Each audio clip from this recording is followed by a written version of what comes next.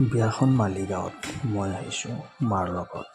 কইনাৰ সাজত হিমাশ্ৰী, তাইলৈ শুভেচ্ছা জ্ঞাপন কৰিলোঁ। দৰা সাগৰ থাকে বাংগালোৰত। কইনা আমাৰ ৰীনা মাহীৰ ছোৱালী। এইবাৰ চিধাই গ'লোঁ।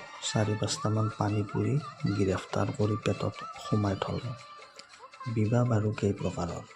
ঘৰ বা ভৱনত পৰিয়াল পৰিজনক লৈ পুৰোহিতে হোমৰ গুৰিত সমাপন কৰা বিয়াখনক প্ৰজাপতি বিবাহ, মন্দিৰ বা দেৱালয়ত বিবাহ বিধি সমাপন কৰিলে গন্ধৰ্ব বিবাহ, আৰু পলাই গ'লে সেয়া ডাইৰেক্ট অসুৰ বিবাহ বোলা হয়নে বাৰু ৰাইজ? সাপ বিয়া, ফুল বিয়া আৰু কিবা নতুন বিয়া ওলাইছে নেকি? ল'ৰাই বিয়া, ছোৱালীয়ে বিয়া। আমিতো শালাংখাজ বেয়া বুলিয়ে কওঁ। এই ভাই বেয়া খাব আছোঁ।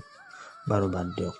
বগা প্লেটত এফালৰ পৰা চালাড, চাটনি, ৰুমালী ৰুটি, পনীৰ, পোলাও, মুৰ্গী, ছাগলী বন্দী কৰি লওঁ আৰু বহি খাওঁ।